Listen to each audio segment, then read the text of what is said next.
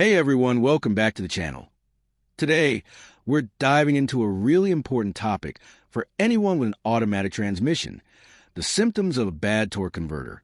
If you've been noticing weird car behavior, this video will help you. Let's get started. First off, what is a torque converter? It's the part that connects your engine to the transmission, transferring power smoothly, so your car can shift gears without stalling. When it goes bad, your car can act up in several noticeable ways. So, what are the symptoms? Here are the top signs of a failing torque converter. Number 1, transmission slipping. If you feel your car randomly changes gears or hesitates when accelerating, it could be your torque converter struggling to maintain proper hydraulic pressure.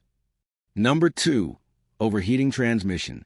A bad torque converter can cause your transmission fluid to overheat, which can seriously damage your transmission over time. Number 3, strange noises like whining or grinding. If you hear unusual sounds coming from your transmission area, especially when your car is in gear but not moving, that's a red flag. Number 4, shuddering or vibrations at low speeds.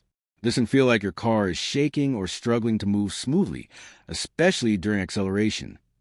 Number 5, delayed or harsh shifting between gears.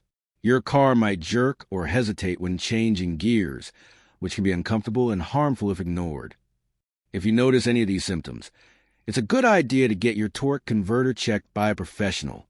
Ignoring the problem can lead to costly transmission repairs or even a full replacement.